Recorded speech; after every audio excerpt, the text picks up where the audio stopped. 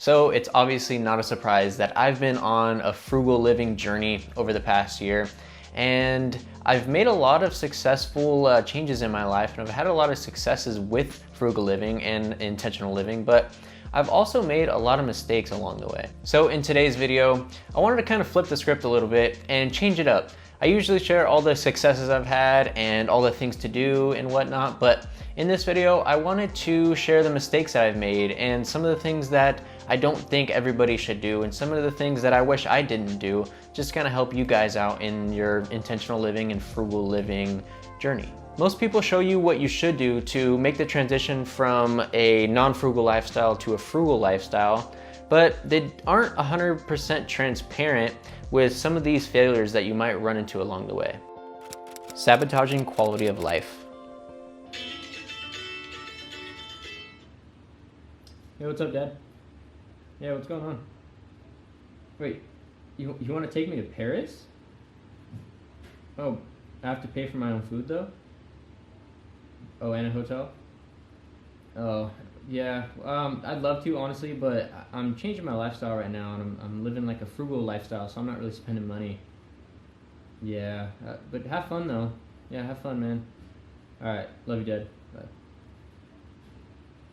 Okay, it wasn't that crazy, but honestly, I'd be lying if I said that I didn't go out because I didn't want to spend money. I kind of missed out on a lot of fun times with my friends and my family and stuff because I just didn't want to go spend money, and I feel like it didn't align with my frugal living. There were many instances where I skipped out on going to dinner. I skipped out on going to the movies with my friends. I skipped out on a lot of quality time with people that I actually do care about. Although that really didn't last long because after a few weeks, I realized of all of the experiences that I kind of missed out on and all the fun that I could have had just because I wanted to save a couple bucks. So to prevent you from making the same mistake that I did, try to remind yourself what brings you joy, what brings you the value to your life, and see if spending that small dollar amount that you might have to spend is pretty much worth it.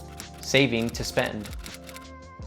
At the very beginning of my frugal journey, I was super excited to see all the progress that I was making and all of the money that I was saving. I realized that my bank account was growing exponentially, more than it ever was before, and I just saw a lot of progress as I was going along. And of course, our normal reaction to more money in our bank account is we have more money to spend, right? So after putting in all of this effort into cutting my expenses, finding every little way that I could save a little bit of money, I kept on getting the urge to kind of repurpose that money into categories that I never really had before. So to give you guys an example, I went from shopping at Trader Joe's to shopping at Aldi and saving, I don't know, $40 to $50 on food. And after I did that for a few months, I would notice I have a couple $100s more every single month that I'm saving. So then I would start repurposing that money that I'm saving each month from grocery shopping to going out and eating with my friends, going out to lunch with my girlfriend.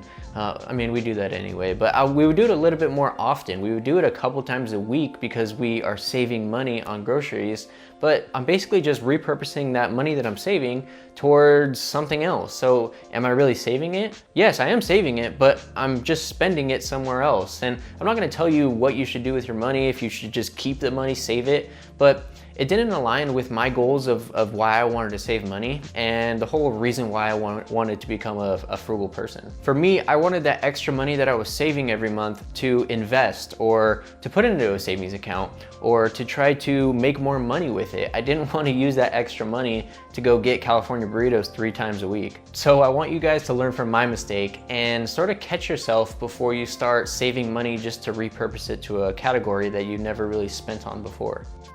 Becoming cheap. So like anything, we tend to find ourselves a little bit naive in the beginning stages of pretty much anything that you try. And when you start something new, you have no idea what you're doing, right? And you kind of just learn as you go. So for myself, frugal living was no different. In the beginning stages, I thought I had to, buy the cheapest item possible. I had to go the cheapest route. I didn't want to overspend on something. I thought that was being frugal, and I soon realized that buying the cheapest option of anything usually is the wrong route to go. It's probably one of the worst things that you can do, and I soon realized that I just didn't understand frugal living enough. Cheaping out on every little item usually isn't the best route to take frugal living because Usually when you buy a cheap item, you're going to get a cheap item. It's not gonna be what you really want. It's not gonna work out right. It's probably gonna break soon after you buy it. If you are a frugal person, then it's kind of hard for you to spend money, right? So if you do want to invest in that item, then spend the extra few dollars on getting the right item that you want and something that's gonna last you. Luckily, it was early on in my frugal living journey that I realized that cheaping out and trying to save a few bucks here and there really did more harm than it did good. And it definitely didn't set me on the right path that I really wanted to go on. Reaching contentment. So as odd as it sounds, frugal living can kind of get comfortable. And the reason it does this is because we kind of have to go through some uncomfortable situations and go through some uncomfortable scenarios to kind of get comfortable with frugal living. Comfortability can kind of be detrimental because it kind of sets you at an idle and it kind of prevents you from moving forward with the movement that you're trying to accomplish. And fairly soon after I started to be more of a frugal person, I kind of hit a threshold and didn't really know what to do next with this lifestyle that I was trying to have. So I kind of got confused and started to go back to my old ways. I used the money that I was saving and sort of rewarded myself, or should I say rewarded myself, with things that I would have bought before I started this path into frugal living, and things that didn't really align with the whole broad concept of what I wanted to achieve. And I'm not saying that you shouldn't reward yourself, but like I said, the main reason why I wanted to save money was to invest and to kind of put it away and just have that safety net. And I'm not really saying what you should do with your money, because for me, for example, the reason why I wanted to become frugal was to kind of save money and to invest money and kind of have that safety net. And your reason why you want to become frugal might be completely different than mine. So I'm not going to tell you what you should do with your money, but it didn't align with the way that I wanted to set my life up. So I kind of didn't like how I was going back towards my old ways of spending money. And the whole reason I was starting to go that route was because I kind of felt content with frugal living. I felt like I reached the end and I felt like I kind of beat the game, so to say. So once you start feeling that, you feel like you should kind of just give up and quit, or you don't have another goal to reach. And there always is going to be another goal with frugal living. You can always save money here, you can always save money there, and it kind of opens up just new doors to the lifestyle that you want to have. So my recommendation to kind of prevent you from hitting that roadblock or kind of staying content is to always remind yourself that there is a next step to hit. And frugal living is kind of like an endless game. It's not really an end all be all. So those are the main mistakes that I went through on my frugal living journey. And I hope you don't have to go through them as well, but you probably will, because everybody makes mistakes and everybody has those days.